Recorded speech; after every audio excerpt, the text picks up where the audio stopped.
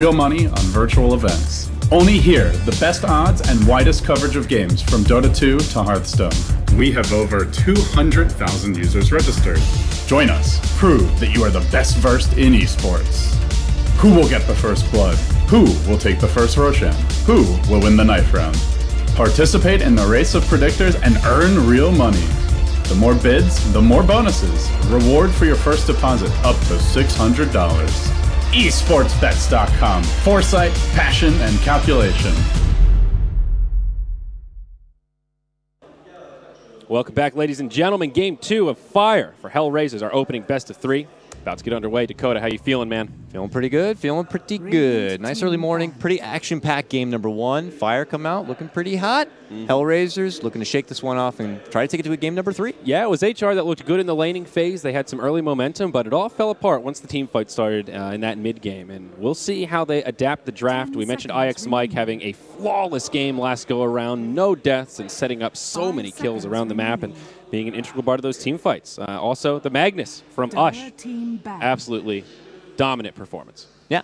Maybe Fire just trying to do a little bit what Na'Vi did in the previous series when they took on HellRaisers, and they used a bit of that Magnus formula. It worked out for them, and well, as we get ready to go into the draft and underway, you can see all the players very focused for this one. It's match point right now for Fire, being able to move on to the next series. A team that, maybe people consider that not that good. The tier 1.5 or the tier 2, only EG is the true American team. But this is elimination. This is the lower bracket. Yep. Whoever loses here is out. That's it. You're done so. So HR, they're now 1 game away from elimination in this tournament already. We're at the opening of day 2. It seems crazy to say that, but it's the nature of the format. You don't got to go home, but you can't stay here on the stage playing. Exactly right. There's plenty of computers in the back if you want to practice your pubs after. But all right, let's take a look at some of these bans. HellRaisers, they've switched it up a little bit. They banned out the Brew last time in this opening couplet, but here they prioritize the Magnus. No more RPs for you, Ush. No more RPs. Got to get rid of him to get rid of the Brew. And given that the first pick will be going to HellRaisers this go-around, Fire Dota don't want to risk even handing over that Wisp if they're not going to be able to get it for themselves. So they ban out the Wisp. Secondary ban going to be again on that Vengeful Spirit. Good call. Dread had been going to this hero time and time again with a lot of success. In the previous game, Dread opted to go for the Ogre Magi, or they opted to give Dread the Ogre Magi. And it's not like Dread had an underwhelming performance, but you could tell just even the difference between the Ogre and being able to utilize something like the Vengeful Spirit just feels a bit underwhelming. So I think being able to take out such a crucial platinum tier kind of support like that really helps out to Fire Dota. And now, with the first pick advantage, we'll have to see where HellRaisers take it.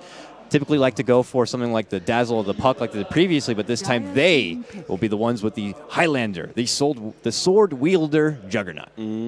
So a pretty standard first pick here. He's been the talk of the town. We've talked about Juggernaut quite a bit. Not surprised whatsoever to see him picked up here, but how do Fire react is my question. I wouldn't be surprised if they prioritize that Bat Rider, maybe in one of these first or second picks. If they don't, would be also surprised if HellRaisers don't ban it out. Could also go immediately for something like that Nature's Prophet. Him and his Treant Summon certainly works good against the Jug, but since the Lion was not banned, they quickly pick up the Lion, something they went to yesterday for both series games, and now they're going to go again here. A Drow as the follow-up. Now, this may seem a little weird, and it is. You don't see her second pick too often, but HR did ban it in that second couplet. I think it was their 3rd ban in the last game. So maybe a little respect coming out, a signature hero from Fire that HR didn't want to tango with last go-around, and, well, pretty strong opener, I'd say. A lot of control from Fire. Yeah, and we could see Fire look to build up behind this Drow, go very, very heavy on the push game, and try to just go for immediate objective gaming. Yeah, I wonder if we'll see a potential Visage ban from HellRaisers coming up next year. What do Fire normally do with their Drow Ranger? Is this your TC hero? Is this your Ush hero? You know what? To be perfectly honest with you, I watched them all through Starladder. I didn't really see Drow picked up a whole lot, but oh yeah, so it's there we go. Ush, a lot looking at our preview monitor there. Ush plays the Drow Ranger, and wow, an 80% win rate. Yeah, that must have been a lot through the DAC run. That was something, unfortunately, I didn't get to witness the Fire Boys play a lot of, being busy and doing a lot of the European games, but. Yeah, it looks like something they have gone to with Ush, and so with a lot of success, clearly. Yeah, I wanted to pull up my cheat sheet here and see if there was anything about the Drow Ranger, but I don't think that actually made it into our notes. They haven't been playing Drow since they have been in Starladder. Yeah, certainly not. Okay, so I was wrong on that front. That's okay. Well, I think that's a Sneaky Nick's assassin stat. So since they've been Fire, I don't think they played much Drow. But back in the SNA, I think Ush had been playing some Drow. That was a pretty different team then, so you can kind of take that with a grain of salt. But exactly. That's what's weird about this team. We have a lot of data about the players, but not as this particular 5. But I think that works out good. I mean, based on statistics, Ush is comfortable with the hero, knows how to play it, and has found a lot of success. And I think that is what's most important if you want to be the black and white of it. Now, HellRaisers getting their first support, Disruptor, a hero I love and a hero has been we've been seeing a lot here at Starladder. Yes, absolutely. Dread or Solo, we will take point on the Raptor here. Pretty good against the Drow Ranger. Good in general if you have an aggressive lineup. Disruptor works really well, I think, with the HellRaisers play style. That kind of face rush, get in there, and if you're the aggressors and the opposition are on the defensive, that's where Disruptor really shines. Those glimpses just giving you free pickups or pick-offs all day, every day. Yeah. And I think HR may prioritize some more of those aggressive heroes. Axe could be a very real possibility. Pretty good hero against the Drow Ranger in general. I would be surprised if Fire don't ban out something like the Axe here. They're actually going to let it through for now, at least. And there is that Visage ban coming out from the HellRaisers squad. Yeah. Don't want to give Drow her dynamic duo, peanut butter and jelly kind of a combo that we always see. Nobody likes PB&J this early in the morning. Fire, third ban on the Lycan, another good face rush hero to take out of the pool. A Lycan Axe in their third and fourth bans I think would make a lot of sense here. Axe partially because it's good against the Drow, a hero that HellRaisers like, but also because it's the hero that shut down Fire in their opening series, and they may not want to tango with that again. Drow is just not a fan of anyone who's looking to close the gap. Yeah, Centaur, the other big one that comes to mind, who's quite good against the Drow. Puck is even good like that. And I'm surprised Puck has been neglected thus far, and we'll see if Puck will be picked up through Phase 2. There's the Nature's Prophet ban now coming out. A hero that I felt was going to be very good against someone like the Jug and being able to add pressure across all the lanes, but not going to be opted here. And they are going to hold a bit for IX Mike's pick on the side of Fire. Yeah, there's the Axe ban. Okay, that's a smart grab. And they take the Puck themselves. Very smart. Yeah, I was going to say HellRaisers won a third pick, the Puck here. Fire a step ahead, block it, and get a great tempo controller of their own. Yeah, they're putting together some good drafts. They're feeling a bit more confident, I feel, just looking to build this one up. And HellRaisers are now going to be seeing this, and I'm sure they're very, very familiar with the hero, and they'll know exactly what the strengths and weaknesses are for Puck, and being able to capitalize on a hero who could be pesky and elusive, but at the same time could be shut down. In the last game, we even saw Fluff on his Skywrath Mage able to get off that instant-cast silence and prevent that Puck from just being pesky and being able to fly away until that Puck is able to put together the Yules. Then things get even more finicky to try to get that little bugger. Yep. HellRaisers, they've also been prioritizing Dazzle a whole lot, but here's a fun one. Ishkafel, the Darkseer, now picked up by HR. Some fun synergy between Disruptor and Darkseer. Nature of the Vacuum into the kinetic field. Has some cool mechanics with the wall. Interesting. Very, very interesting. I'm not sure how easy that'll be to execute, though. It's really cool on paper, but and they actually pull it off. You're putting a lot in a kind of a wombo combo then at that point. And I feel like Darkseer usually is gone to as one of the later picks in a draft. When you already see that your opponents are going for something like more of a melee kind of a core who could struggle in a laning phase against a Darkseer and that Ion Shell. Darkseer is one who could always just happen to find farm with Ion Shell. You'll just get the farm. That's fine. You may be bullied out of the lane, but you have a way out. You got your Surge there, and you got your Ion Shell to be able to get a little bit of farm here and there. And you could put up a bit of trouble, but it's a Drow Ranger. She doesn't really have to worry too much about something like an Ion Shell. So that makes me believe that they've got more that wombo combo team synergy instead. One thing he does provide, though, is that Surge. And as we talked about, any kind of gap closer, anybody with a Blink Dagger is pretty good against the Drow Ranger. So I could see like Surge on the Juggernaut. Why don't you get like a Centaur War Runner and have like a global Surge, you know what I mean? I don't disagree with you, my friend, but it's intriguing. Maybe they got something that they've been working, scrimming with. I could see the Surge on Juggernaut being pretty potent. He goes running in, and he closes that gap, tries to make up for that recent tweak to Omni Slash. I've also seen some very funky kind of lane setups with Darkseer where I believe it was a Darkseer Faceless Void dual lane. And that was very, very potent at the time. It's very weird. I saw it, and I was like, this is something you don't see, and it was surprisingly very good. Well, haven't seen it in a while, though. They could be doing the lawnmower, but we'll see. Maybe Ember Spirit will come out, Ion Shell Flame Guard, mowing them down. Sure, man. That's like some serious intense immolation right there happening, so we'll see. Yeah. Shadow Demon going to be picked up right here for Fire Dota now. Nice defensive support, very versatile. A lot of setup, of course, with the Disruption. 10 seconds remaining. always confusing when you have Shadow Demon versus Disruptor. Disruption on the Disruptor. Are you prepared? Are you ready? I got my D's in line, I hope. Ogre Magi for HellRaisers once more here in the second game. So prioritizing the big tubby Ogre. Didn't work for him last game, but a nice staple support that'll give him a little control. Yeah, and a buff for the Jug. Absolutely. Yeah, certainly having that extra bit of attack speed certainly will work out hand in hand with the extra move speed, I suppose, that Darkseer would provide. But overall, he can definitely be able to bully not just the lane, but the rune situation. Fire Dota have Shadow Demon and Lion. Not the strongest heroes. They have a lot of disable, and they can make it work, but Ogre will always be there to try to get in your face. So we'll see. But like you said, didn't find a lot of success in the last game. Maybe the second go-around is what it's going to take here for HellRaisers. So Storm Spirit banned out by Fire, another great hero against the Drow Ranger, especially if he gets momentum. Not surprised they don't want to be dealing with that. Invoker, the final ban for HellRaisers. Interesting. I mean, there is the classic synergy between the Invoker and Shadow Demon, being able to use that the Sunstrike setup. From globally with the easy disruption setup. But there's the Bat Rider. You know, and that's where I kind of go back to maybe HellRaisers assuming that Puck will be in the off lane, and that's where the metas come into play a little bit. The off lane Puck, that's just not really an IX Mike hero, I think, is kind of the issue. So maybe HellRaisers misreading this a little bit and just assuming Puck would be going to the off lane. Well, now with Bat Rider, they do have Disruptor, but Glimpse is an instant, so he'd still be able to get a nice lasso play to at least pull his target into his team's open arms, but you know, we'll have to see. So what do HellRaisers do with this final pick? They need another core, presumably their mid-hero, and someone that can shut down the Puck. If they want to go more carry-centric, they could grab something like a TA, but they need control here. Somebody that can kind of congeal this whole team and synergize with the team fight. They've got good setup with the Disruptor, but I feel like they just need one more big disable, like a Ravage, an RP, something that they can really bring to these team fights. Yeah, and also be able to help in case they do get locked down. Okay, they do go the more carry route, though, with the Shadow Fiend. Shadow Fiend, Radiant side, man, works out very, very well. Oh, yeah. We'll see how much success they have it. Fun little also niche pick with the Darkseer. I guess if you're able to get the replicate off on the Drow, your team then benefits from her aura.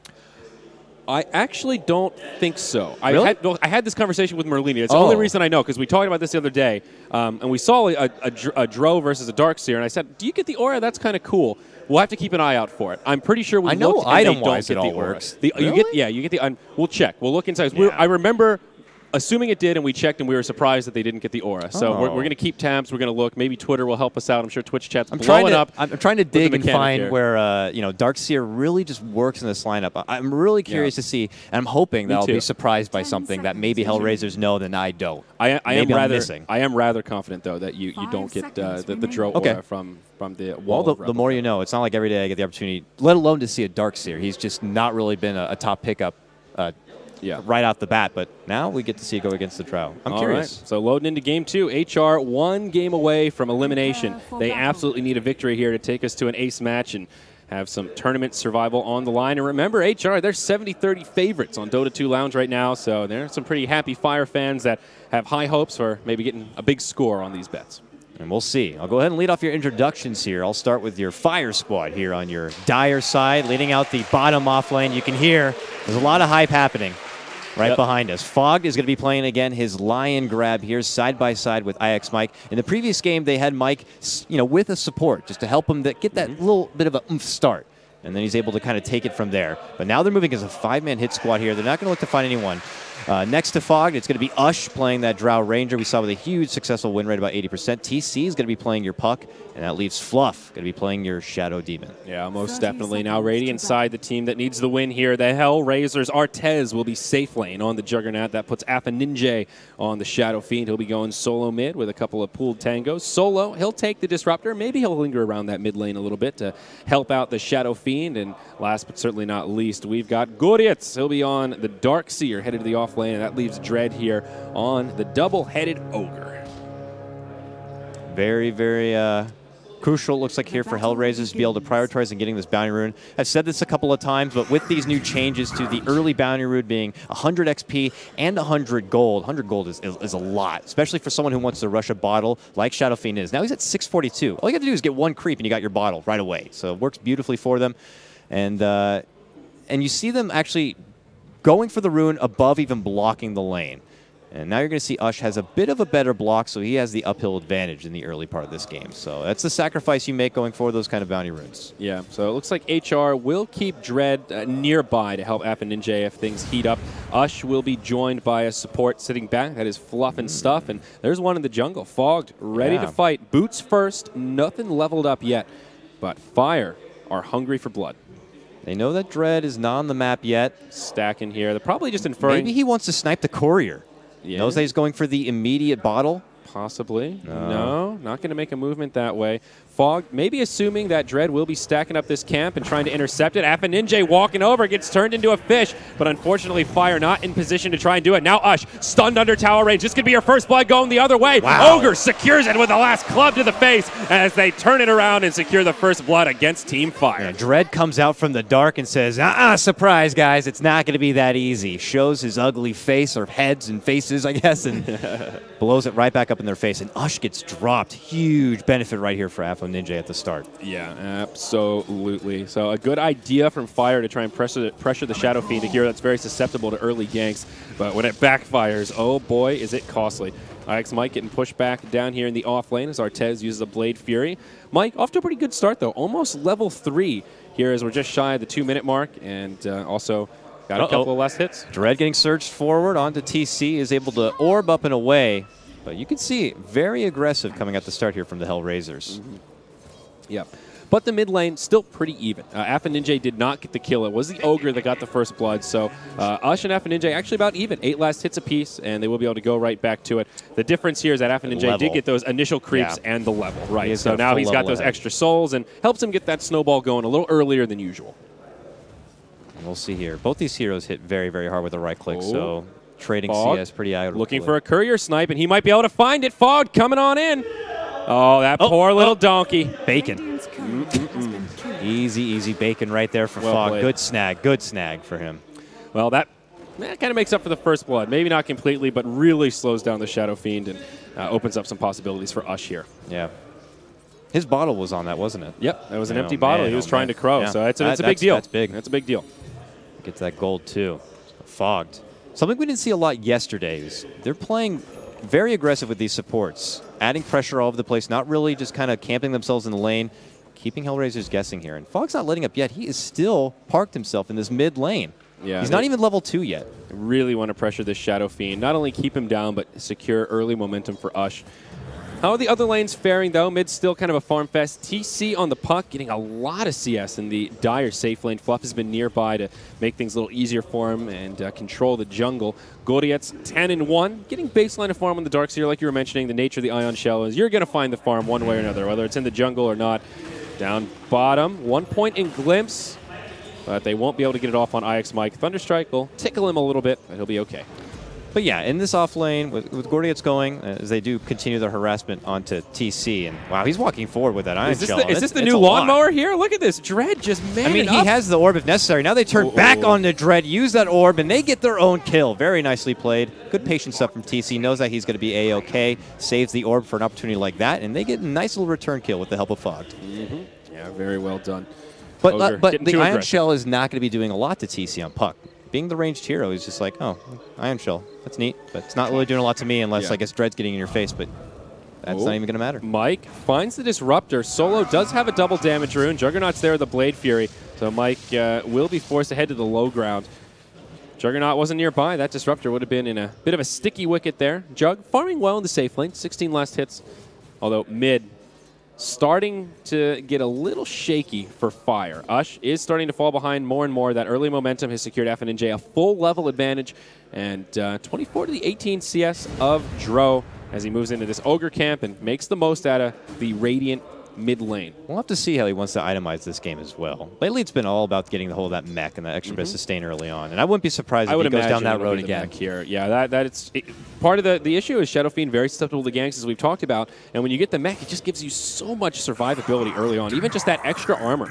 Shadow Fiend has plenty of armor later on, but in the laning stage, only 4, It's a very important item for him. It might be tricky for him to really get off those big ultimates. You got some elusive heroes here on the side of Fire. Puck, Shadow Demon's able to throw out the defensive disruption and be able to kind of help out in case he's able to get right into the mix. Yeah. So I'm curious to see, as far as mobility goes, how Well, he the wants nice to thing build is up. they have the Disruptor who can kind of set up for him. So it just takes one glimpse into a kinetic field, and then FNJ should be able to channel that big Requiem, at least to blow up that one target. I would love to see those kind of plays. Yeah, Glimpse he does back have some assistance. perfectly timed into the big blow-up kind of a play. That would be beautiful. Oh, yeah. There's a lot of potential here for HR. It might be a little bit difficult to pull off some of the nuances in the synergy across these heroes, but there is potential for some huge plays on this Radiant side, no doubt about it. Ush rendezvous with Fluff. There is a smoke in the inventory of the Shadow Demon, although I don't know that they'll utilize it here. Ush going for a Wraith Band build, 3 Wraith Bands on his brown boots, just to buff up that precision aura a little bit more and help him beef up. Looks like they'll pull a rotation. Ush will move into the safe lane, and they'll put TC mid now on the puck to try and deal with SF a bit more effectively. SF grabs up the bounty rune there at the bottom at the same moment. Dread stacking the bigger camp there towards the mid lane. 3 big stacks. The Shadow Fiend has got a wealth of farm coming his way. Yeah, and it's actually a 4 stack here. This is a really big one. Half and Ninja clearing it out and channeling your inner LD there, Dakota. I like it. Yeah, that's 6.5 minute Midas on F and Ninja. That is scary. That's a lot of wealth. Yeah, good for him. So now he's going to look to push it towards the late game. He could snowball pretty hard. Plus, you've got Artez, who's been getting a lot of farm here in the safe lane. Mike has spent a lot of time in the jungle trying to secure his own farm, 700 towards the Blink Dagger.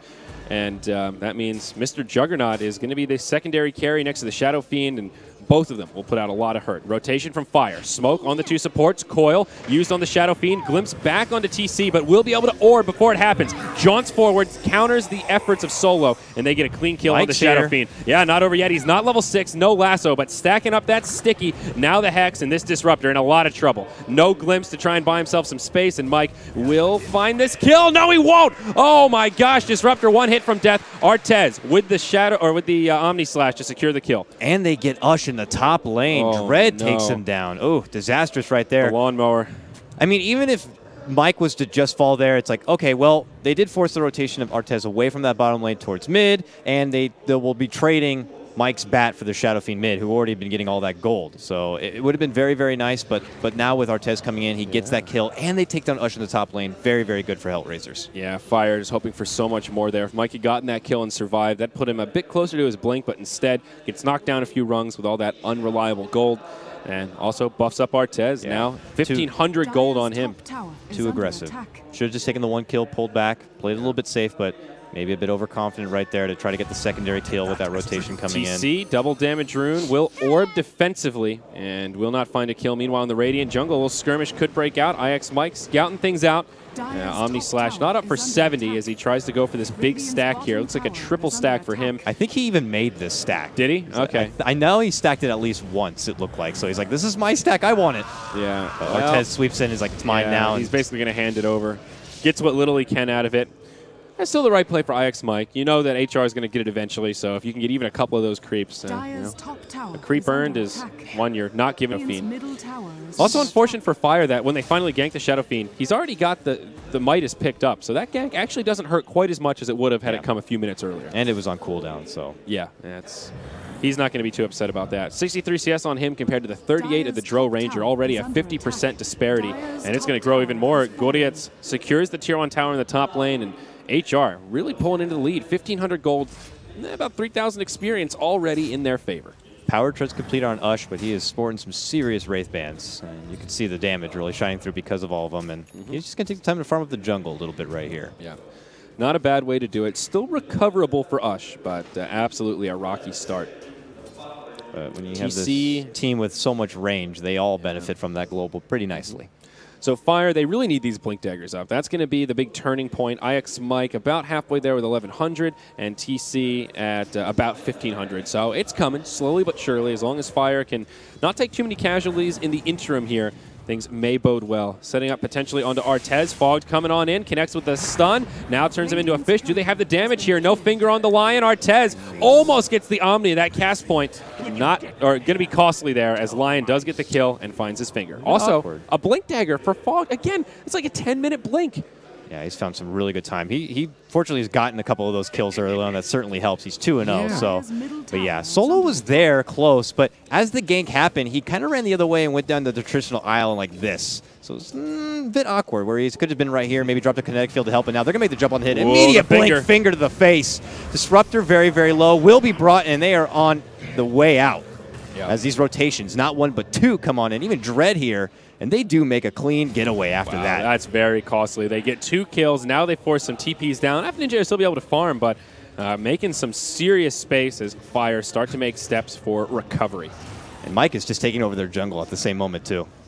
Right behind their back. Yeah, maximizing efficiency here, opening up space for Ush to farm in the Dire jungle and minimizing spaces for the Shadow Fiend to farm. This is kind of like last game. Fire losing the laning stage, and then once they start to group up and start finding some kills, they're striking right back, and now that these graphs looking a bit more even as Blink Daggers are on the horizon. Yeah, that was what I was just going to say, but it's developing so nicely. TC is about to have his Blink Dagger, and Mike taking over that jungle and now working on his own. He'll have his Blink Dagger at this moment, and then they can continue to go on the assault. Yep. It's going to be very, very good for them. Yeah, and they need to keep putting this Shadow Fiend down. He's got a lot of early farm, but still not really online yet. His net worth is huge, but most of it's in that hand of Midas. So this is a big window, maybe the next 5-10 minutes, where he is very punishable for going this greedier build.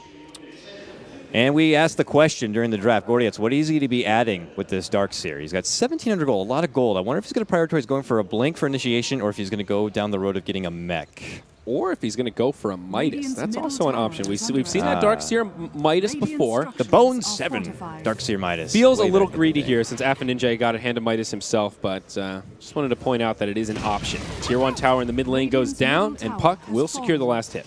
That secures the Blink Dagger from Mike, and now the trio of Blinks are on the field. Here we go. And at this point, time to get some kills, baby.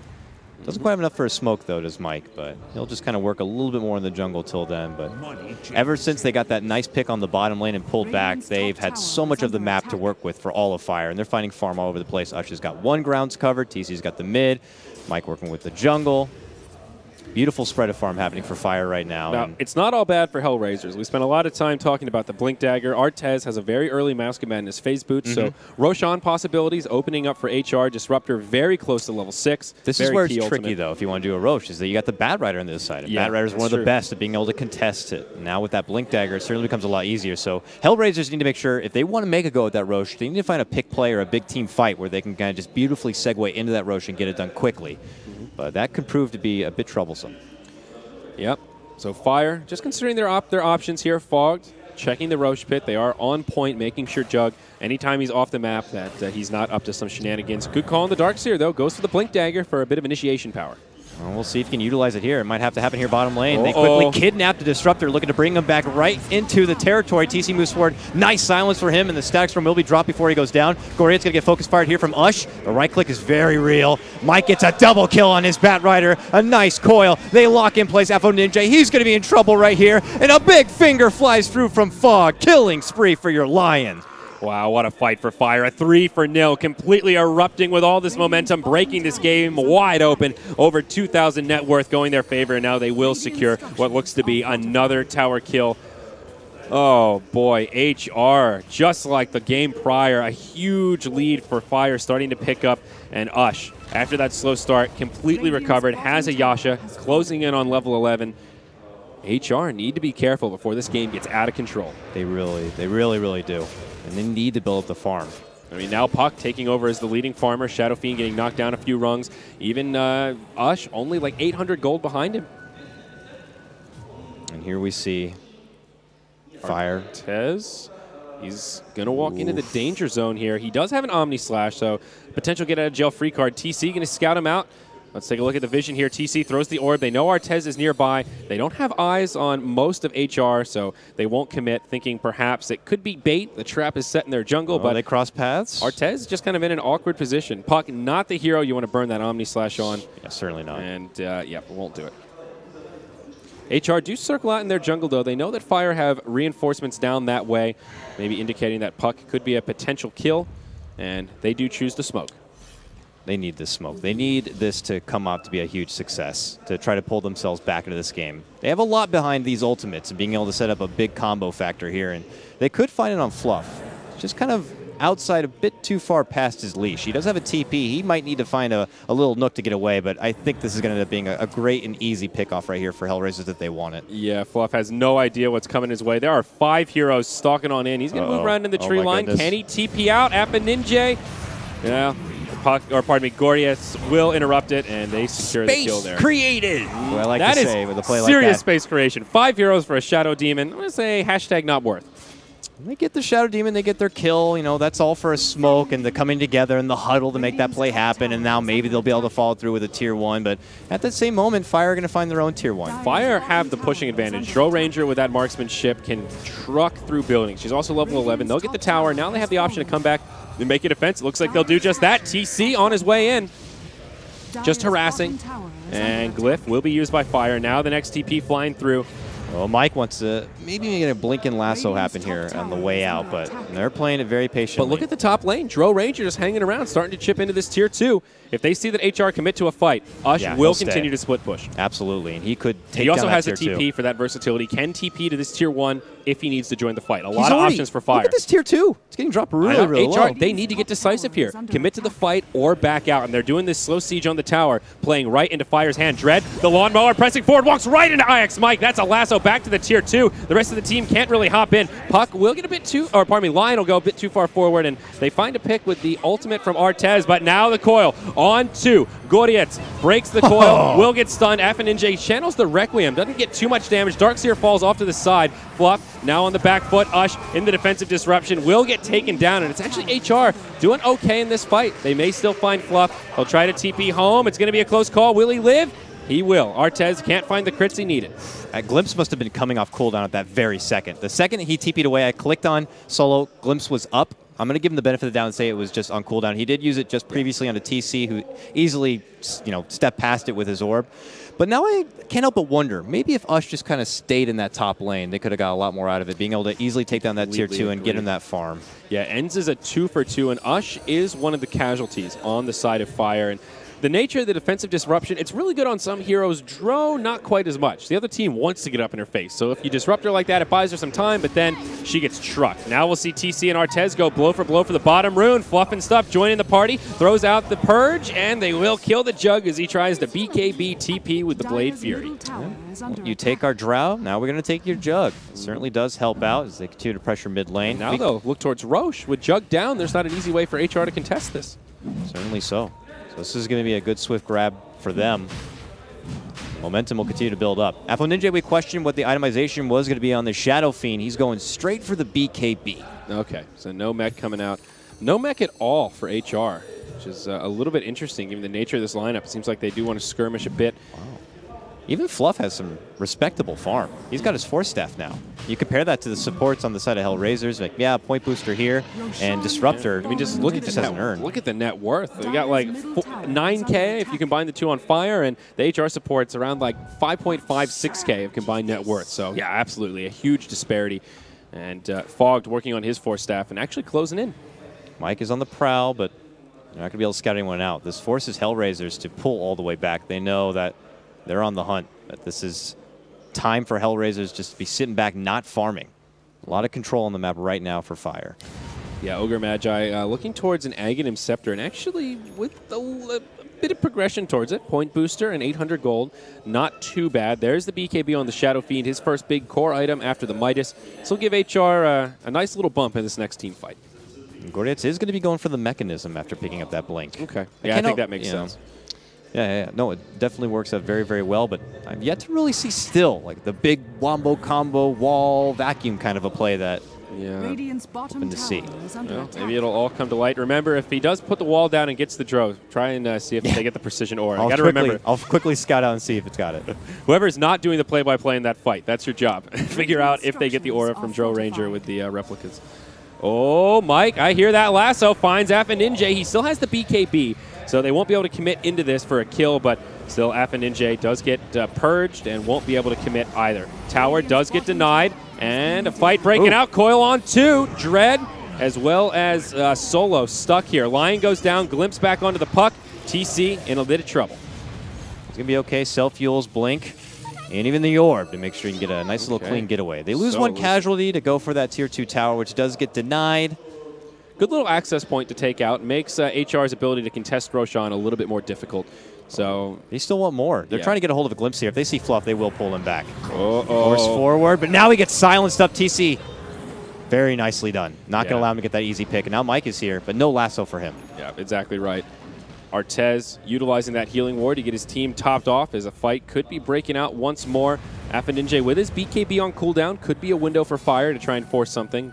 And that fight also forcing out the 10-second BKB on Shadow Fiend and him not really getting much out of it, I would say, is at least a minor victory for Fire also. They're still able to easily defend this Tier 1 tower.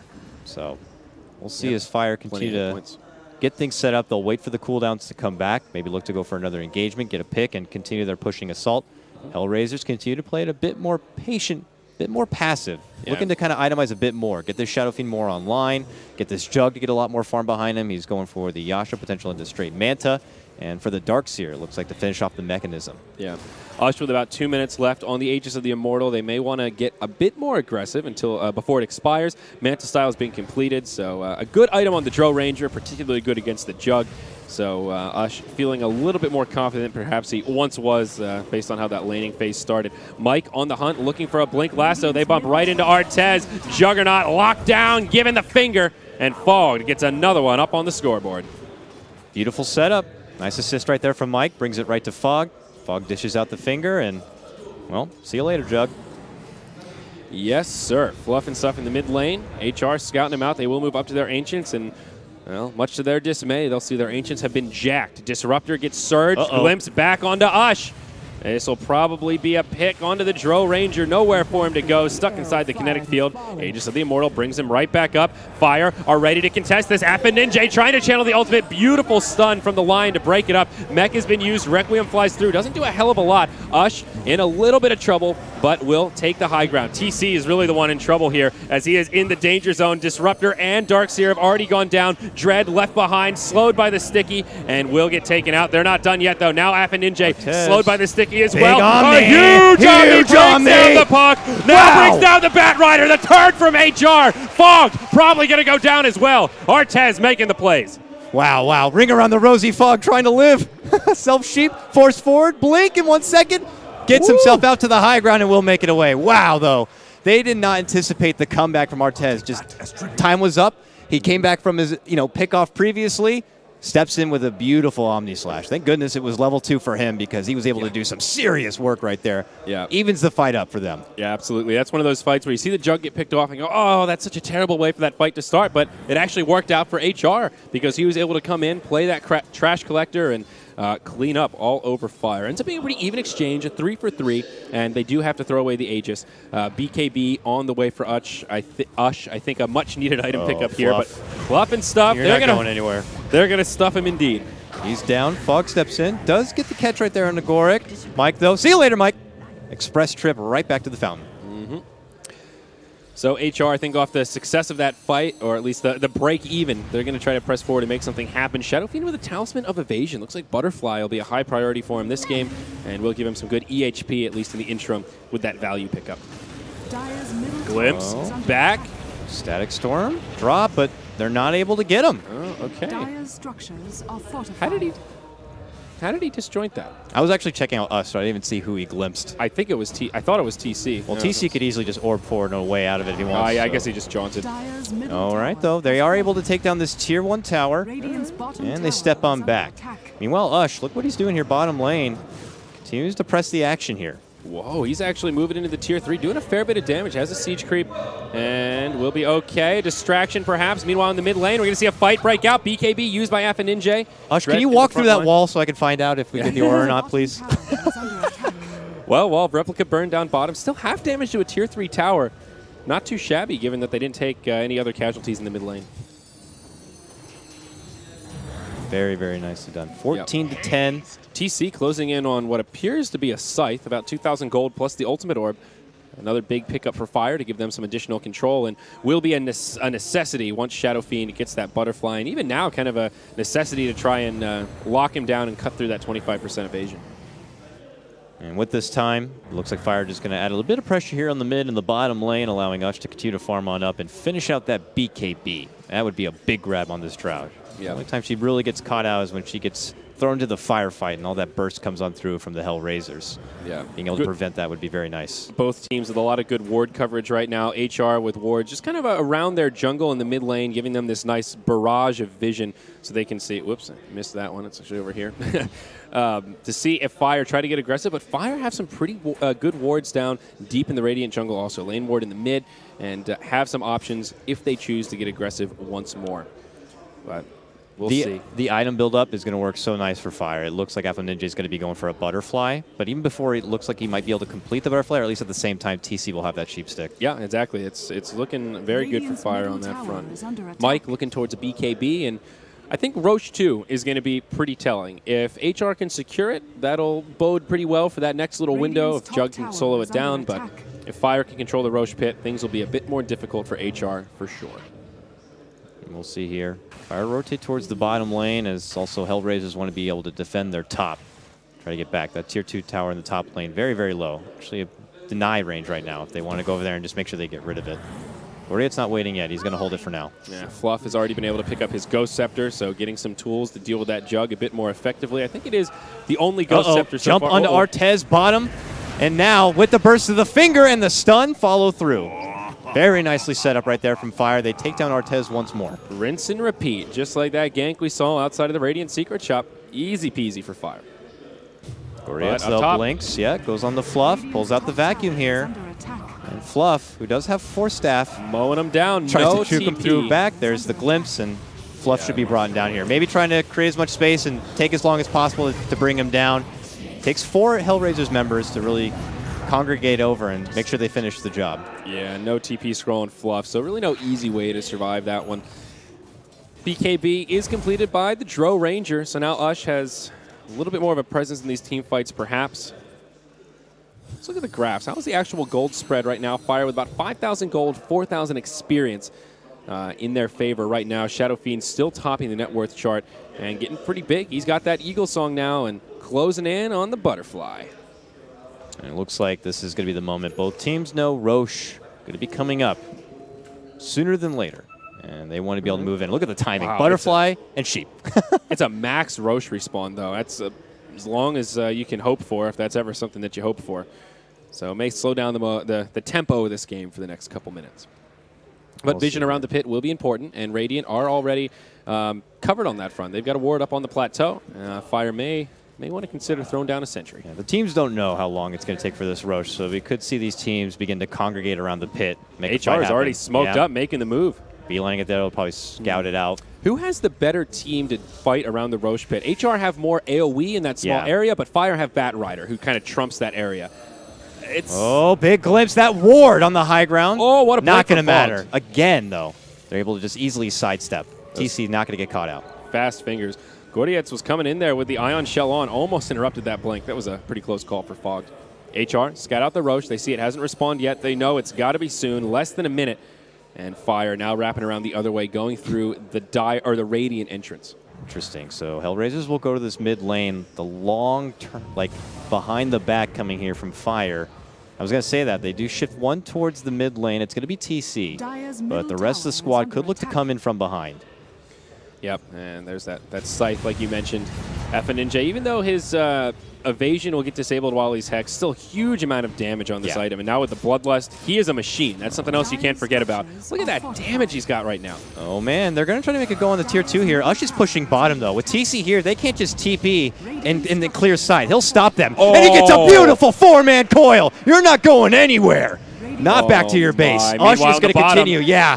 Going right on this tier 3. They're not going to allow the HellRaisers to go back and defend home base, but they are desperate to get back and help out. Ush has already taken out that tier 3, and he's opening up on the Rex. Immediate pushback silence right there. And he's just going to man up onto Artez here. BKB on. Who's going to win this man fight? It might come down to crits, and the Omni Slash will secure it. Meanwhile, in the mid lane, looks like Ogre got left behind. Barracks stays standing, but Ush does get the tower. Wow, wow, wow. Just what a coil. Very nice formulated plan there from Fire. They see that HellRaisers pushing down that mid lane, wanting to go for that tier 2. They have Ush go in the bottom lane, and with TC immediately rotating towards the mid lane, he'll just keep eyes on what HellRaisers want to do, and he's not going to allow them to easily just kind of step back, and that cost them their tier 3. Now Rax is exposed, Roche is up, and we'll have to see. Omni Slash is going to be down. Ush needs 30 more seconds to come back, and I imagine then HellRaisers, or not, sorry, HellRaisers, the Team Fire are going to look to go into the pit and quickly take it down. Yeah. Yep. HellRaiser's not going to be able to seize the day while Dro's dead to move into the pit quite yet, but now the rotations will start. Fire are aware that he's respawned. I don't think HR have scouted it out, but with that max timer, you know he's got to be up at this point as Jug picks up his BKB. HR actually don't seem too concerned with Roshan right now. They are starting to congregate, but slow and steady. Okay. This is where things are going to get very timid. The Wild West, if you will. They just like eyeball each other from both sides. Roche being up. Both teams know what they want to do. Dread getting close to his Aghanims now on this Ogre. Is level 11 and 150 gold until he'll have that unrefined Fire Blast. Looks like HellRaisers want to push up this bottom lane a bit.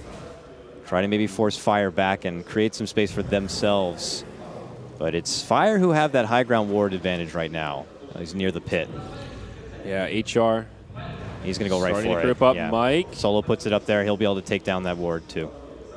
Great positioning from this Bat Rider, though. He's holding onto a gem, so doesn't want to hop in if it means they can't find an easy pick. Affinninja in the front lines.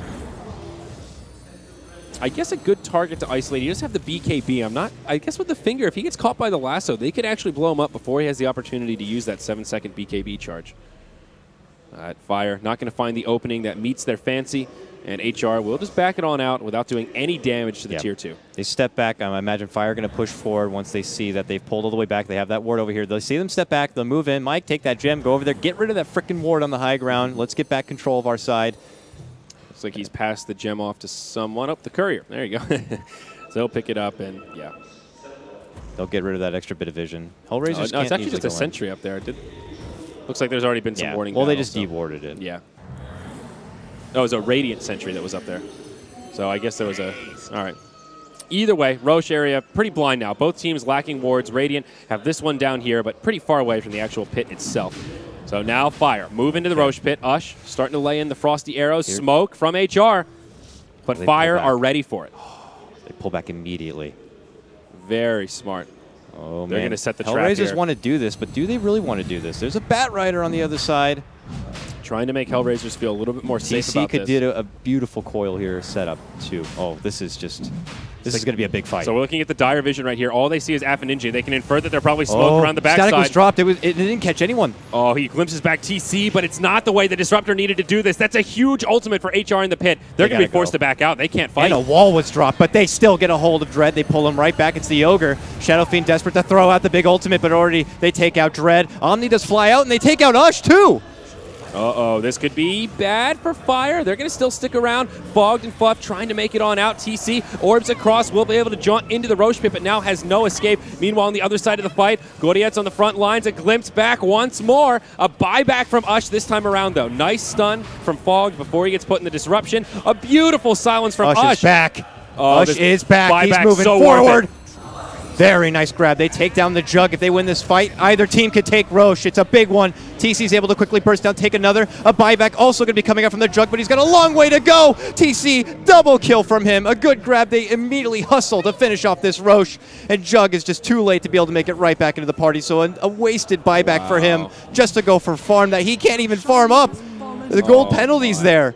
Big fight for Fire. Look at this fight recap here. It's a 2 for 5, both sides using one buyback. It looked so bad for Fire after that fight broke out, even with the Whiff Static Storm. Ush going down early on, but the smart call to buyback, and this tower right here making it all possible, able to TP, get right back into the fight. HellRaisers just don't have that option. They're tier 2 mid, much further away, and Fire utilizing that dire advantage to secure a victory at the pit and get themselves the next stages. My, oh my, now Fire look to take it to the next step. Now with Aegis advantage. Gold and XP in their favor. Very, very good for them. And a buyback now down on Artez. The two carries, Artez as well as Ush. So pretty even on that front, but now Ush with an Aegis and the BKB, he's got himself that Demon Edge and looking towards the MKB to cut down that butterfly on the Shadow Fiend. So much damage for this Drow too. As if the towers weren't easy enough already to take down once they go on there, which they're beelining it right towards the exposed bottom lane. Yeah, they sure are. HR in a position to defend. Mm-hmm. But this get a little tricky now. They have a glyph. BKB They have really good high ground Darkseer. defense, though, on the side of HellRaisers. Darkseer so good in that situation. Oh, lag. Little lag here. Everyone treadmilling in place. It looks like we're getting a bit of a connection problem. And it's everyone. It's not just us. I'm looking back, and we see a permanent mana drain happening from Lion. So, wow, Fogged really getting a lot of mana out of this one. Certainly is. Okay, so it looks like the server probably dropped, and we'll have to reconnect in. So bear with us for a moment here, folks. We'll get back in the game as quickly as possible. If we're even still online. Yeah, maybe the... Did the internet drop? No, it doesn't seem like it. Nope, our internet's good. Looks like it is a Dota 2 server issue. Okay, well, let's get reconnected and back into this one. You can see both teams. Bit of an awkward moment to pause. Fire, the team that came out on top, they won that fight in the end. They got the Roche. Now they're going for a big critical blow here. Looks like everyone's going to be able to reconnect. So server just taking a dump, but coming right on back. Server wiped itself, and we'll be fresh and ready. Yeah, that's what you need. A little wet nap. FNJ wants to have a go. And it's time to try. Let's try. That's all you can do. Get out there and give 110%. So IX Mike kind of scouting things out. He has that gem, so he's going to just take back. He's very close to a ward right here. He'll scout it out. He'll be able to take away that vision. Now HellRaisers being restricted little by little. Suffocated back into their own base.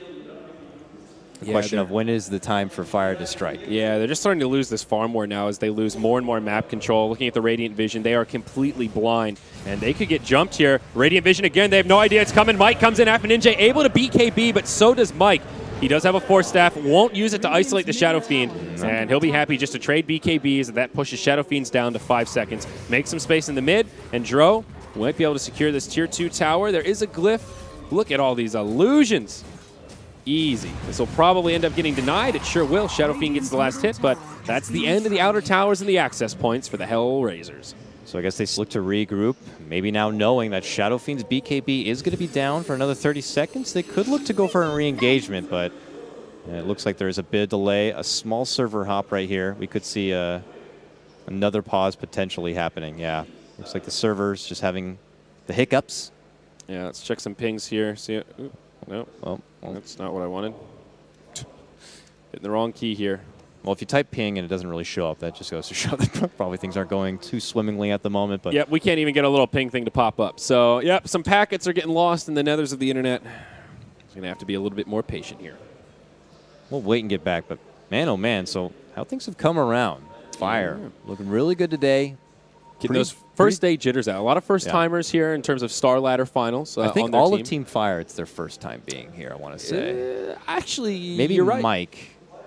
I think they've all. It's definitely the first time for both for TC, Fluff, definitely Fog, for and Ush. Yeah, exactly. I know Fluff and Ush 100%. TC, Fluff also. And I guess that would be Mike too, because I would imagine if he when was else, ever to be here, he'd be with Liquid. When else would he have come? Yeah, so. Yeah, definitely not. So a lot of first timers, maybe getting those first day jitters out, maybe a little bit of jet lag.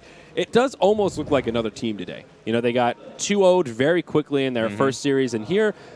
They're up one game. Game two looking pretty good. Okay, I will, of course, HellRaisers, they're using their stand-in, but they are the team that did win their European DAC qualifier. So, still a strong squad. No pushover here. Yes, sir. Yes, sir. Now they're going to make a rotate. A rotation, noun form, and more lag. So we're just going to put it in the parking lot for now. Yeah, we're going to have to wait for everything to be sorted out right here. Well, you're speaking of first-timers, Dakota, you are a fellow first-timer here for Starladder LAN Finals. Only my second time. But yeah, the furthest I've ever ventured out from the United States was to Mexico. So wow, I haven't really venturing far. This is your first time to Europe. Yeah, oh yeah. Wow, look at this. Starladder making dreams come true. I can't understand anything. Sometimes I feel like maybe I've had too many drinks and I can't read properly, but no, that's just, I don't know. No, it's tricky. You know, there's some parts in Europe like where you can go and you can say English and people will at least try, and here it's very common where they go, like, no English. And you're saying English, they're saying Ukrainian, and you just have to walk away because neither party has any idea what the other's talking about. I probably still look like I could fit in, though. Certainly so. All right, we're going to try once more. and see if the servers have finally picked up. My little ping still hasn't popped up, so that's not boding well. Ninja could catch out Fluff. Immediate force staff away. HellRaisers now on this top lane, looking to make a push of their own, but at that same moment, Fire have a slight pressure towards the bottom. Ush isn't quite there, but he is heading on that route right now. He's got 2,600 gold, very close to that MKB. Yep. TC looking towards a Shiva's Guard, most likely. Plate mail picked up and 2,700 gold on top of it. Very useful item here. Great against the Shadow Fiend as well as the Juggernaut with that aura. And I'm going to have another pause. Looks like they were testing out. It looks very awkward right now for HellRaisers. They're moving back and forth, probably testing out the delay a little bit. But the game plan for them. Let's try smoke break. Dread's priorities here. Let's go east. Well, glad to see the players having some fun with it. Oh, boy. Cigarette equal bad. Certainly well, so. How about Mr. Cat? What's your take on the famed Hoppin' restaurant here? That is some menu. That place is like a pub meets a bar, meets like a hookah bar, meets a sushi restaurant, meets a dubstep lounge. Yep. There's and diner. Like 3 pages dedicated to sushi in the menu. There's more sushi options than pizza options. Yeah. Which is startling. I didn't realize sushi was so popular in the Ukraine. There's in a page of like fancy, well, shots. To be honest, for you, I don't know what's in them, but they have crazy colors. I can't even read it. You have to just go with the pictures. That's the problem. Close your eyes, pick one, hope you can wake up in the morning. Sometimes you got to roll the. Sometimes you got to roll the dice, I guess. Another try. Okay, this is what is it, 5th time's a charm we're up to here. KotL curse is real. So Fire grouped up in the bottom, and we see HR grouped up in the top lane. One disparity being Fluff and Stuff, who's holding steady in the mid. HR come back to make a defense, and Illusions will come in and just keep chipping at this ranged barracks to secure some sure damage. Puck will indeed now pick up the Shiva's Guard. And obviously, by now, Shadow Fiend's BKB is going to be back up, but it's now down to 5 seconds. Not a lot of time for the Shadow Fiend to kind of go through the Golden Immunity Squad. And this is where the Shadow Demon can get really irritating with what he's doing right here, just dropping the defensive disruptions to make the illusions and just continue to pressure lanes, you know, and they can slowly but surely whittle down these ranged barracks, still having some lag issues, and looks like we may have to wait for a longer pause here, and could maybe do a replay load if that's an option to get a new server in. We'll have to wait for an admin Probably worst decree. case scenario, we'll have to take a brief intermission just to wait out this bit of a server storm. That too. So we are just the humble casters here. I'm sure Andre's on it. There we go. I can understand, you know, them behind it because it's a critical game. It's an elimination match right now. That's actually a good point worth reiterating. HellRaisers tournament life on the line right here, and they're the team with the disadvantage right now. This is definitely not the kind of game that you want to have to deal with some serious packet loss. It goes back to normal after 30 seconds, then goes right back up to 80%. So if you, there he is, the man. Boom, Ush. He's playing Drow. There's his face. There's the mustache. TC playing a very nice puck. That huge coil mid lane, man. Fog very eager. Yep, playing a lot of Lion this tournament. I'm sure quite hungry right now. The Yanis rule, he doesn't eat until the matches are over. So lucky for them, they've got the first series, so you can get some breakfast before too long. FO Ninja, HellRaisers had a lot of success. Yeah, we can look at some team stats here. Fairly even, but Fire. See, the problem with the Fire stats here is that it mixes in all the Sneaky Nyx Assassins games, and it makes me weary about reading too far into it. Kind of goes both ways, though. You know, this doesn't include, of course, HellRaisers run through DAC, where they found a lot of success. That's a fair point. It might end up almost still breaking. Actually, probably even more for HellRaisers, I'd say, than Fire. But so our admin's saying that he's contacted Valve. Hopefully they're fixing. Someone get Ice Frog on the phone. They've switched some cables around in the servers over in the Valve offices. I don't know what's going on, but casters and admins don't have drops, so we're just going to continue being patient here. Well, patience is a virtue, Mr. KotLGuy. Have you been enjoying your second visit to the Ukraine? I have. I really enjoy traveling. You know, I know LD is a grumpy traveler. He's very vocal about. He says I don't travel well, is the way he says it. He's not here, but he's here in spirit through esportsbets.com. esportsbets.com. Foresight, passion, and calculation. Who? No, I've been enjoying it though. I love it. It's really fun. You know, Velat's very fun guy. It's great when you get to come to a country like this where there's not a lot of bilingual folks and you have kind of a tour guide almost. Falat and his wife Ina, very friendly and eager to share the culture. Last time on the Saturday night, they took us out to a really cool pub right in downtown Kiev, and maybe we can rinse and repeat this time around. Fun to see the local culture and sample some of the cuisine. They taught me how to drink vodka like a true Ukrainian. How do you drink vodka like a true Ukrainian? Apparently in the Ukraine, taking a shot and then using a chaser that's a big faux pas. Oh, I almost think that's a faux pas even in America. But the way they do it is you take a shot and then you eat food right away. So you do the shot and then take a bite of a pickle or some sort of kind of like a pickle is a popular one. That's a classic, but something that has like a big burst of flavor. But the pickle juice chaser is a thing in America for like moonshine or something. So it's very good, like pickle juice whiskey drinks. But it's the combination of the drinking and eating, the kind of like just pounding shots it's got to do it with the food. That's part of the whole rigmarole. Or you just be a man and take it, not have any sort of chaser. Well, you could do that too, if you dare. If you dare? If you dare. But no, it's been fun. Yeah, we're gonna have to reconnect here, and somebody gifted me that Marana set. We've had some really generous fans. First day he logs in, this guy's like, "Hey, I just got a PA Arcana." Yeah, I didn't really recognize who it was either. But yeah, one of my subs, whoever it was out there, thank you so much for the Arcana. One of my subs sent me the Marana set, the snowy one with the really cool mount. So I didn't even realize it. Fog came over and he was like, "Hey, you got a gift," and I was like, "Oh, cool." And I was like, "Hey, I got a full set, new load screen. That's awesome." What a nice community. Huh? I know. These generous folks out there giving these casters items. They're probably flaming the hell out of us in chat right now, dude.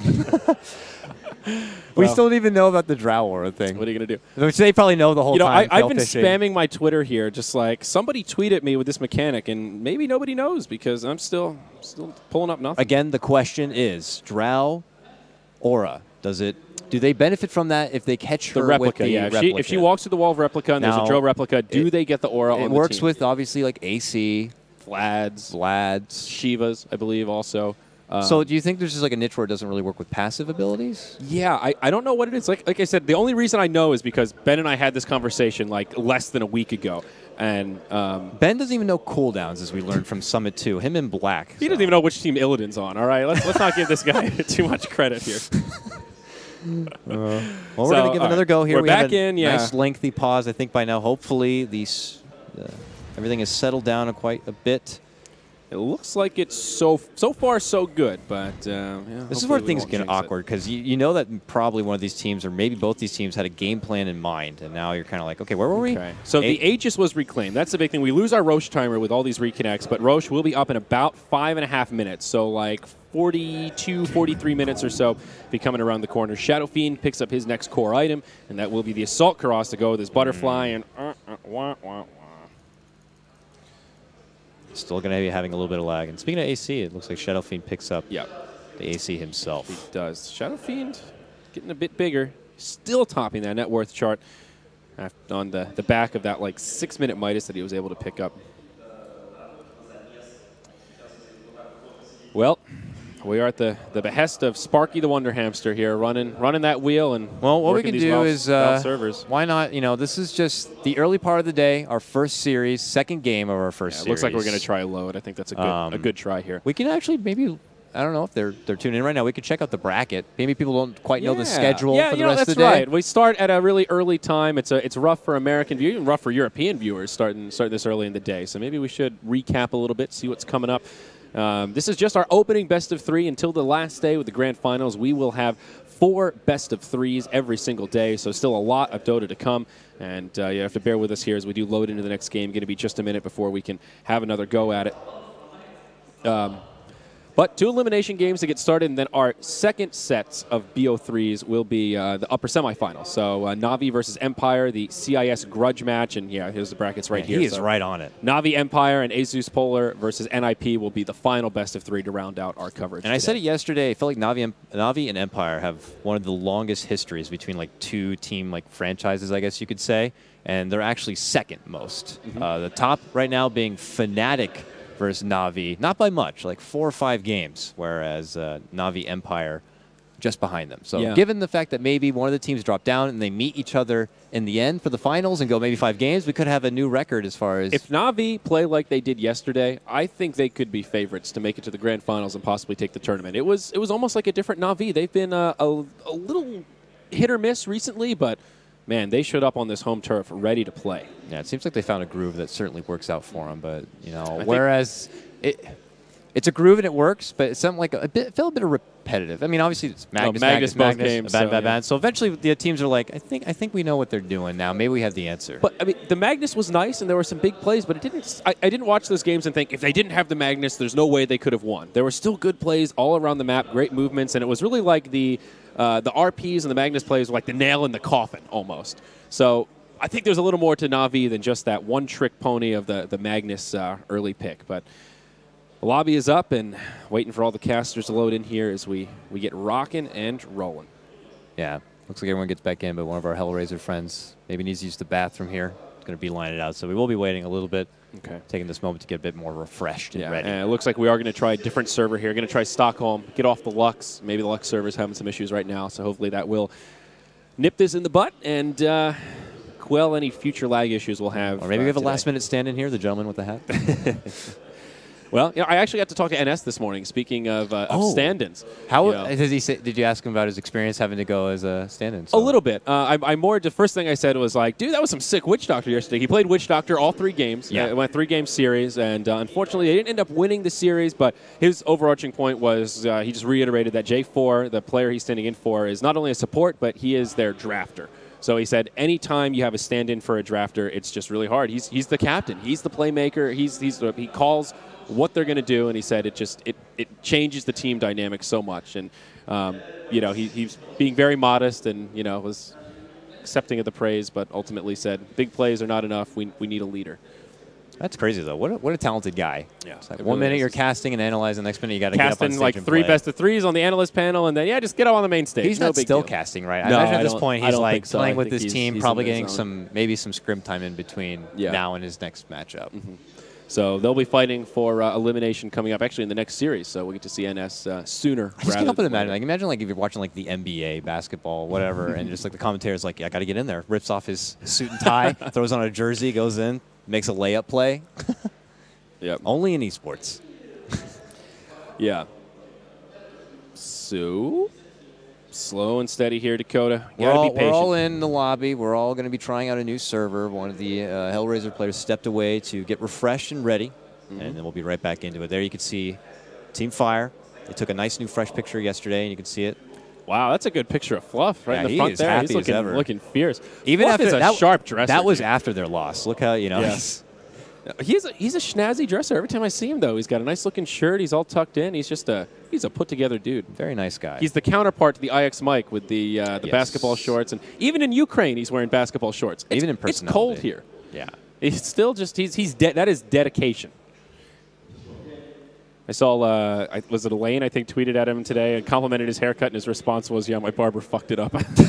Doesn't look that bad to me. It's a pretty standard haircut, I guess. Not the style that Mike is going for. How weird do you think he would look if he shaved his mustache? I don't know that I would recognize him.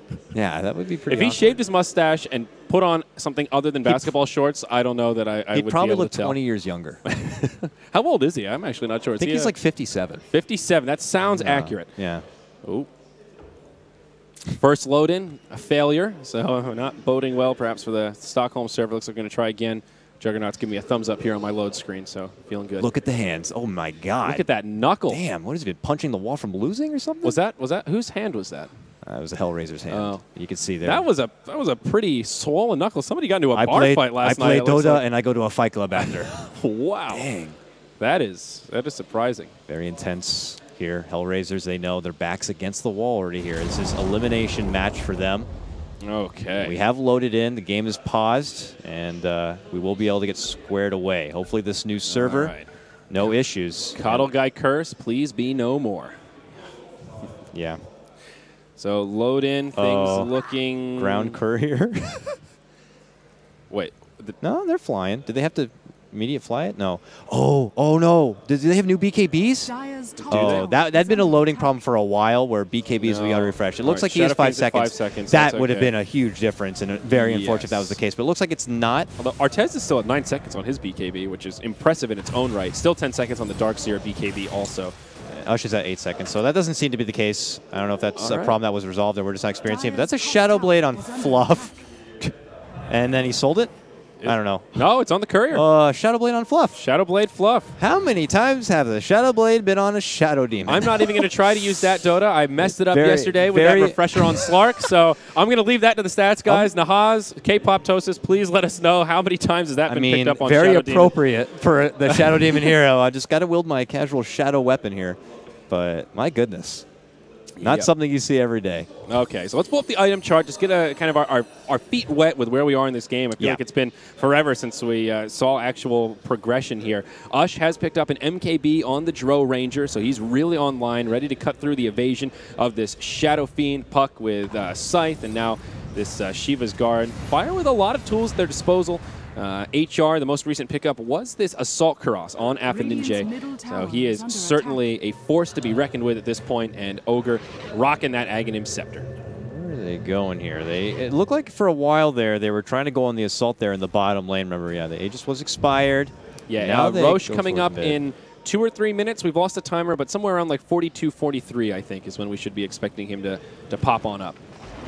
So, I think the smart choice here for Team Fire would be to play it very patient.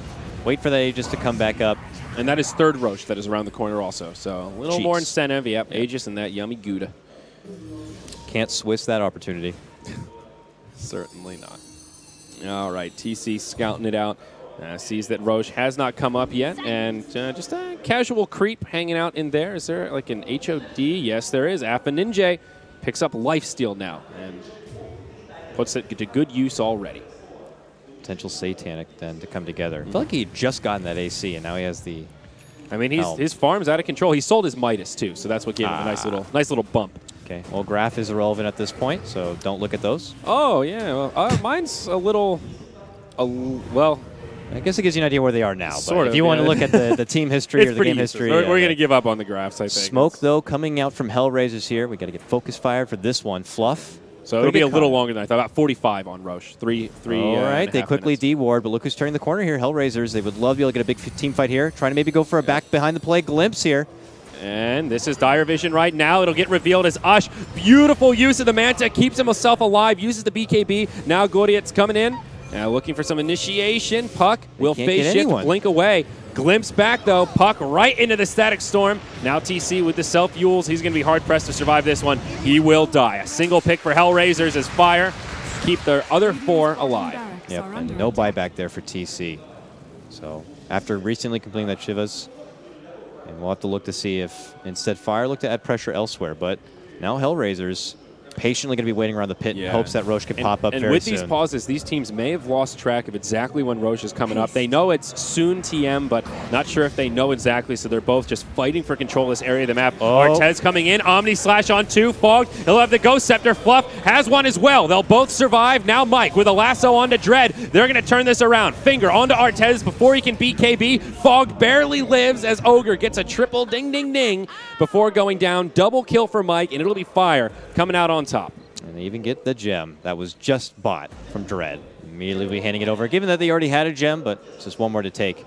So all these gems now. Yep. Step away, and Fire will now, with their own advantage, probably wait for the Roche while they continue to pressure elsewhere. Looked like half of HellRaisers were forced back to kind of defend the top lane, while a couple of stragglers got caught behind.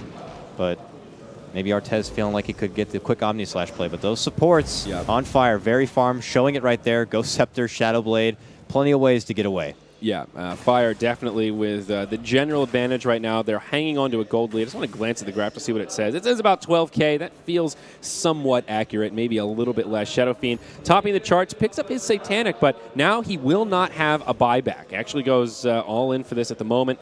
And with Roche around the corner, that could be costly. And though it could also pay big dividends. Has 3,600 gold and a DD. Oh my, this is perfect for Fire. They know what is Roche, the timing. Any second here. Tried to make a clock. It was terrible. I apparently draw like a fourth grader. That's a clock. Okay. Trying to tick, tick, tick, tick. I thought that was a sad face. That got hit by a frying pan. Might as well be. But they have to wait. Oh, he's got a Manta style now. That's nice. And they have the gem, so they can easily just keep control of the vision.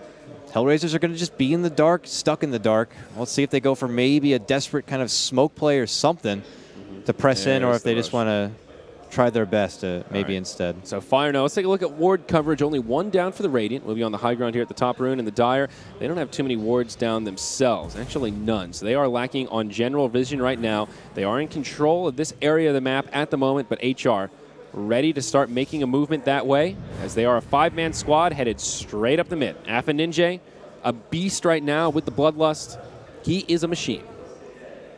Just trying to keep the pressure back towards Fire's side so they can look to open up on the Roche area themselves. Roche is back. He's ready to brawl. What team is going to get the luxury of duking it out, though? The big Papa with the big stopper.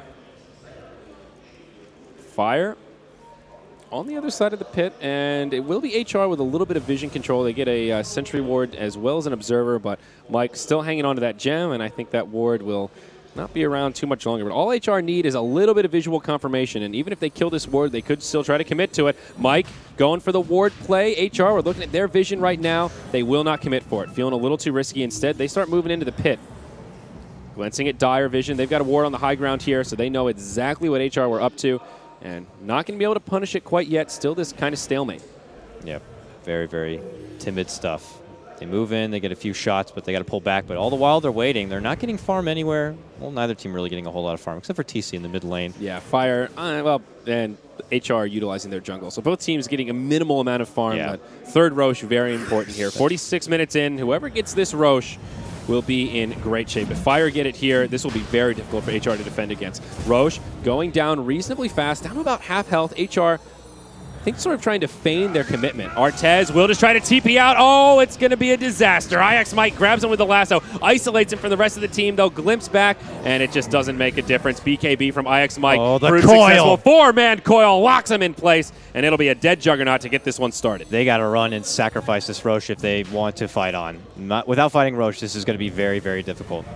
They're going to stick around a bit longer. Jug does not have a buyback here. Just picked up that Manta before that fight began.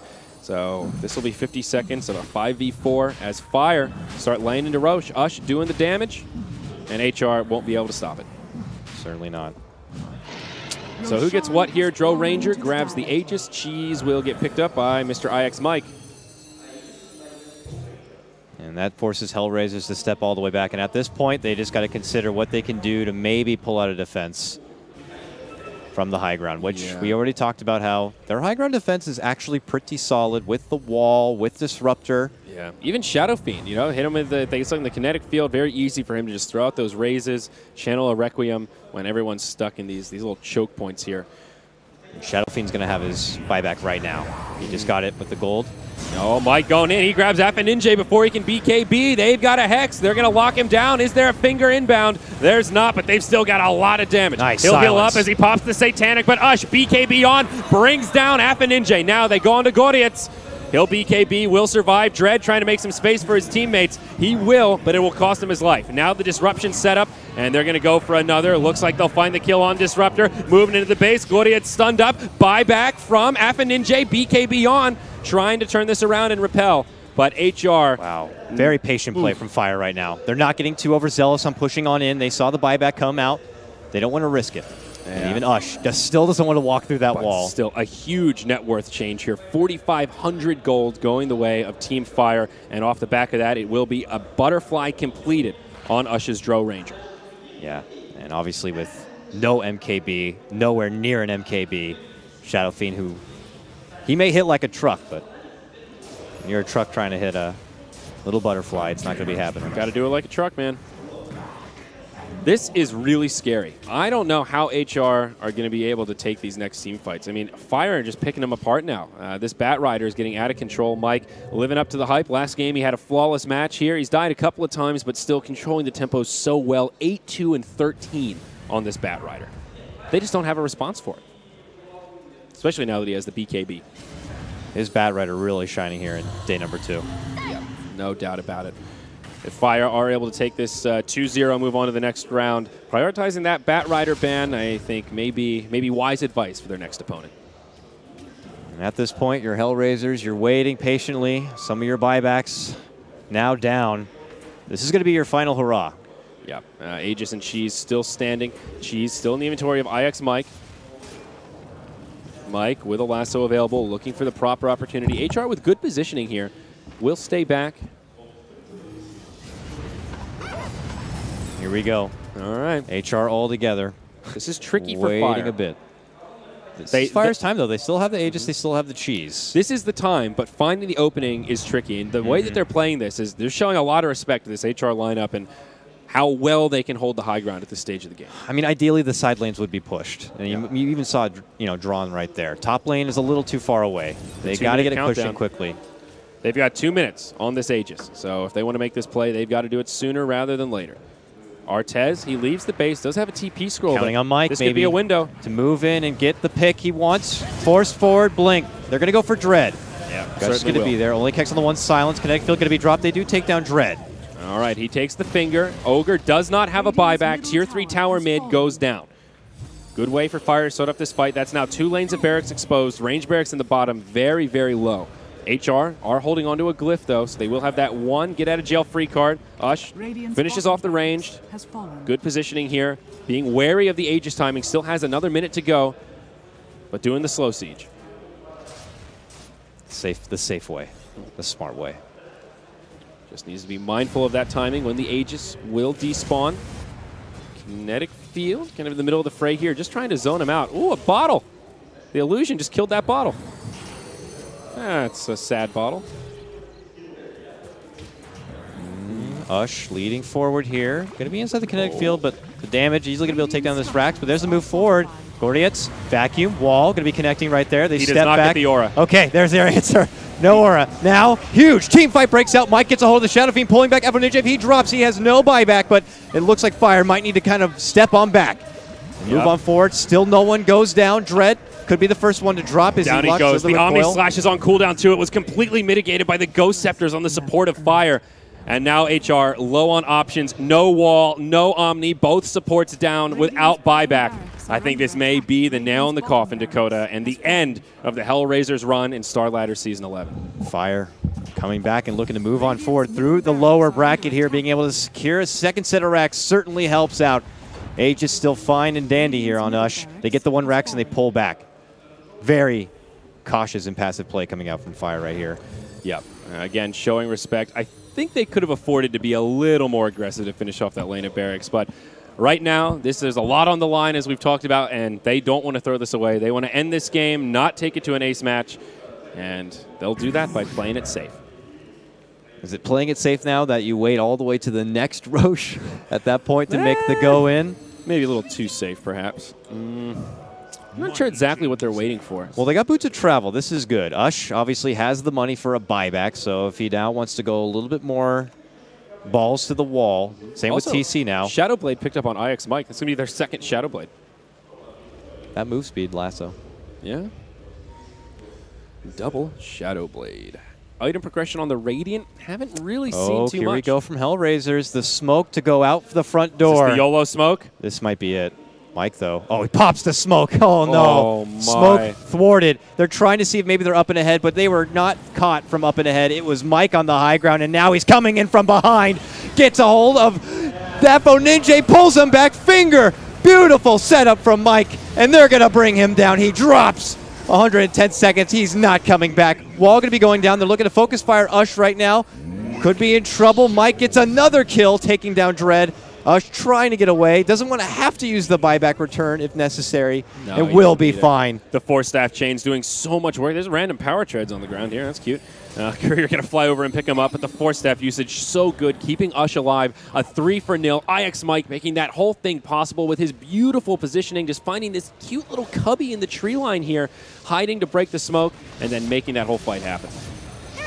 Now they move forward. Artez is going to be trouble. If they take him down, this is going to be game. They take the Rex. It looks like Team Fire are going to actually be able to move on. And HellRaisers. The first team eliminated from Starladder Season 11. A tough break for them. Of course, the stand-in factor making their life a bit more difficult, but Team Fire feeling good after that, as they well should be. Just great plays, and as we pointed out before, almost like watching a different team. Down 0-2 in the opening day, and now starting off day 2, going 2-0. We've got our analyst joining us here, Gods and Merlini. What's your take? IX Mike, baby. Would you call him MVP? Yeah. Oh, He yeah, man. Who would have thought? That flame break to the high ground on the Roach Pit, the smoke pop. I mean, he played very well. Oh, yeah. He gets a lot of bad flack, but this was one of his best games. Oh, yeah. And game one, one of his best series. Game one, he had a flawless Bat Rider game, 0 deaths. Woo. When Mike plays well, like he plays really well and will win fire games, as we just saw. His initiations were just on point that entire game one as well. Bat Rider is his hero, and that's something where I think teams are going to be looking at this like, the Ix Mike Bat Rider, is this even ban-worthy? I don't know. If Mike starts getting respect ban, that's like that's a big screw you to Reddit right there. Hey. Take that, Reddit. Yep. Yesterday, I guess Fire were just warming up. Today begins their trailblaze through the playoffs, hopefully. Yeah, we'll see if they can climb their way through the losers bracket. Coming up next, we'll be on the other side of the lower bracket. It will be MVP Phoenix versus the Power Rangers fighting for their life in the tournament. That's coming up right around the corner. And with these delays, probably shouldn't be too long until we get that next series going. Yeah, looking forward to that series there. But I mean, right now, the stats speak for itself. Yeah. And of course, props to HellRaisers, though they do get eliminated here at Starladder. They've already secured their way to DAC, a team that's a lot of promise. You know, this isn't just kind of a wash in that it was a bit of a fluke or anything like that. They're a tough squad. And yes, of course, they did have to play with the stand-in. It's very unfortunate.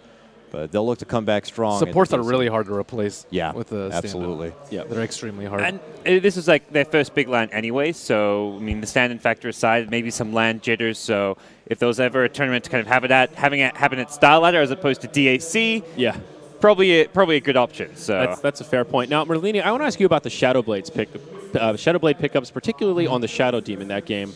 What's the theory crafting behind that? It's another way to deal with the Omni Slash. It's also just a good way for them to initiate, but since they will almost never have wards because of the Bat Rider gem, it's very important for them to feel safe, and it's just another escape tool. Their supports are usually going to be the ones carrying the gem because Shadow Fiend is almost 6-slotted at that point. And if they can't catch these picky supports, it's going to be so difficult for them to kill. If they don't kill them, they're just going to get Hex, Chain Hex, they're going to get Demonic Purge during the BKB, and it just gives them another tool of survivability. They have the Mass Force staffs, the Defensive Disruption, the Ghost Scepters. The Ghost Scepters. I mean, all this play combined just made Juggernaut, who has been a menace this entire month, just he didn't really do anything. There was easily 2 different times where that Omni Slash was thwarted just because those pesky 2 supports were able to get away. Yeah, he's just like jumping all around and no damage dealt. It's pretty impressive. And the other thing I want to ask you about before we go to a break is the Shadow Fiend. Item build, maybe Parker, you can share some insight here. He went for a very early Butterfly, then into the Assault Cuirass after a 6-minute Midas. I think he did. I think the Shadow Fiend's items were okay. Like there was too many items he needed to be able to do damage because Juggernaut was so underfarmed. I think the bigger problem was Juggernaut was like 6K net worth behind everyone. If he had farm, he could have a Diffusal Blade to deal with the Ghost Scepters. He could have had a lot more just in the way of items, which I feel could have made up for the Shadow Fiends. Like any items on Shadow Fiend, I feel like he wasn't killing heroes in a fight.